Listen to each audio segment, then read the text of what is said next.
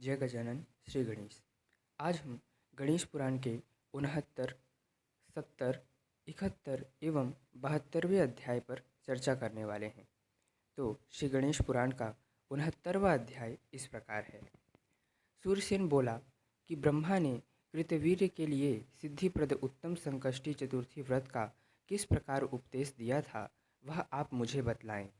तब इंद्रदेव ने कहा कि कृतवीर्य के पिता ने कहा कि हे ब्रह्मदेव, इस परम पवित्र व्रत को करने का संपूर्ण विधि आप मुझे बताएं। तब ब्रह्मदेव ने संपूर्ण विधि, षोडशोपचार विधि, मंत्र, स्नान, दान, होम इत्यादि की विधि कृतवीर्य के पिता को बताया। संकष्टी चतुर्थी व्रत महीने के कृष्ण पक्ष में संपन्न करना चाहिए। कृष्ण पक्ष महीने में पड़ने वाली अमावस्या के बाद आती है और जब उस पक्ष में चतुर्थी तिथि आए तो उसी दिन व्रत करना चाहिए। इस व्रत में चंद्रदेव को अर्घ्य देने का, श्री गणेश को अर्घ्य देने का एवं चतुर्थी तिथि को अर्घ्य देने का विशेष महत्व है। अर्घ्य देने के लिए एक ताम्र पात्र, तांबे के पात्र, एक बर्तन में जल या दूध भरकर श्री गणेश की प्रतिमा के सामने एक पात्र को रखें और मंत्र पढ़ते हुए जल एवं दूध अर्पित करें। उसी प्रकार चतुर्थी तिथि को भी मंत्र पढ़ते हुए अर्घ्य प्रदान करें और उसी प्रकार चंद्रमा को भी अर्घ्य दें। इस प्रकार ब्रह्मदेव ने संकष्टी चतुर्थी व्रत की विधि कृतवीर्य के पिता को बताया। इस प्रकार गणेश पुराण के उपासना खंड का 69वां अध्याय संपूर्ण हो चुका है। चंद्रमा, चतुर्थी तिथि एवं श्री गणेश को अर्घ्य देने के लिए जो मंत्र पढ़ा जाता है वह मैं डिस्क्रिप्शन पर दे रहा हूँ। इच्छुक व्यक्ति कृपया उसे अवश्य देखें। अध्याय 70। राजा बोला कि हे प्रभु, आप कृपया यह बताएं कि संकष्टी चतुर्थी व्रत पूर्व काल में किसने किया था। ब्रह्मदेव बोले कि हे राजन, पूर्व काल में जब स्कंद घर से तीर्थ यात्रा हेतु चले गए थे, तब शिव जी के कथनानुसार पार्वती ने 4 महीनों तक यह व्रत किया था और उसके फलस्वरूप 5वें महीने में पार्वती को कार्तिकेय दृष्टिगत हो गए थे। पूर्व काल में समुद्र का संपूर्ण जल पी लेने की इच्छा से अगस्त्य मुनि ने 3 महीनों तक इस व्रत को किया था और श्री गणेश की कृपा से अगस्त्य मुनि में समुद्र पीने की क्षमता विकसित हुई। राजा नल को प्राप्त करने के लिए दमयंती ने 6 महीने तक राजा नल को प्राप्त करने के लिए इस व्रत को किया था और इस व्रत के पूर्ण हो जाने पर उसने नल को प्राप्त किया। पूरा काल में प्रद्युम्न के पुत्र अनिरुद्ध को चित्रलेखा शोणितपुर में उषा के पास ले गई थी और इस घटना से श्री कृष्ण के पुत्र प्रद्युम्न अपने पुत्र के वियोग में अत्यंत चिंतित थे।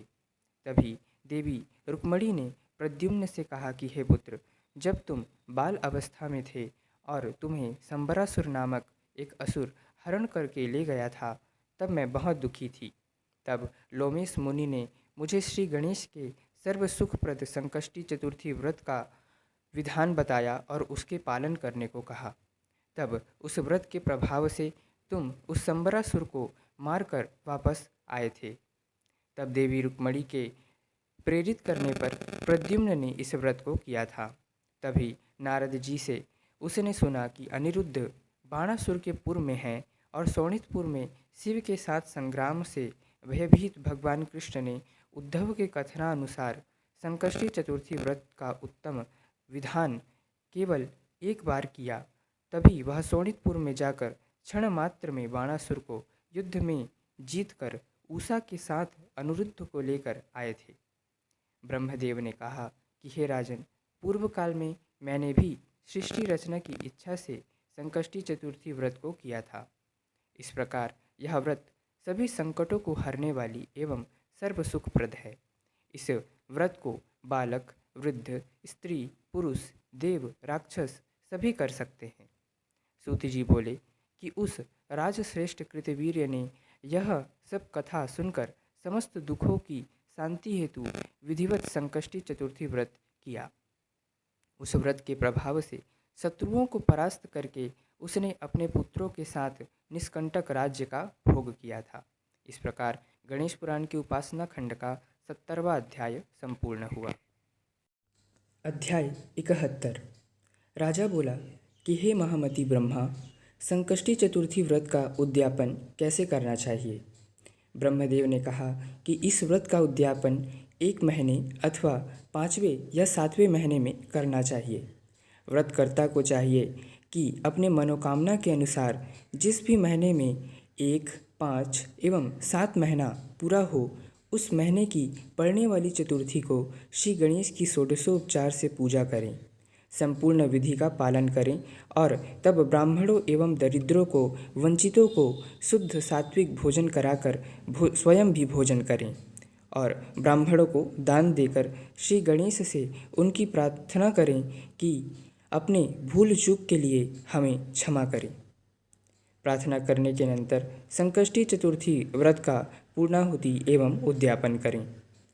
इंद्रदेव बोले कि तब कृतवीर्य के पिता ने यह सारी विधि अपने पुत्र को उसके स्वप्न में बताया और तब कृतवीर्य ने अपने पिता के द्वारा बताए विधि से विधिवत श्री गणेश का पूजन किया और संकष्टी चतुर्थी के व्रत को सपत्नी संपन्न किया।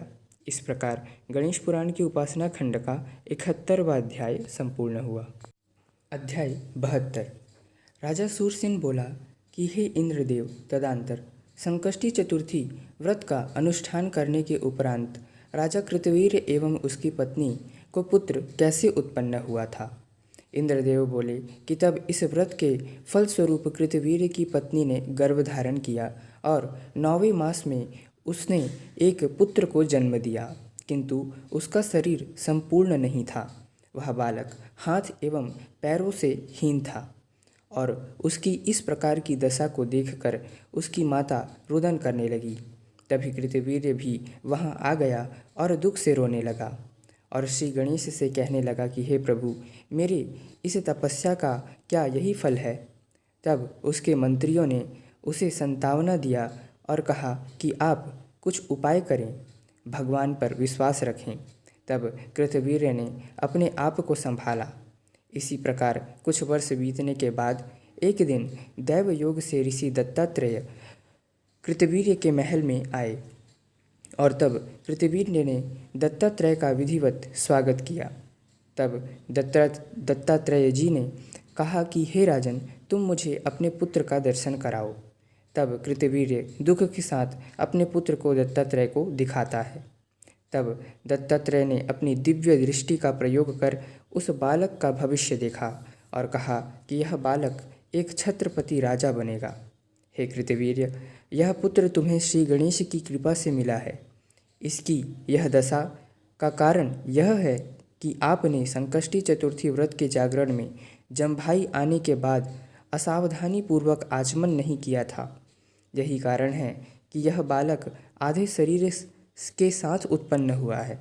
किंतु चिंता ना करें, मैं इस बालक को श्री गणेश के एकाक्षर मंत्र की दीक्षा देता हूँ। तुम इसका जप करो और तब वह बालक अपने अविकसित शरीर की पूर्णता हेतु उसने अपने पिता से कहा कि हे पिताश्री, आप मुझे वन भेज दें। मैं वहां जाकर श्री गणेश के मंत्र का जप करते हुए उन्हें प्रसन्न कर अपने अपूर्ण अंगों को पूर्ण कर वापस आऊँगा। श्री गणेश बहुत ही दयालु हैं, वह मेरी प्रार्थना अवश्य सुनेंगे।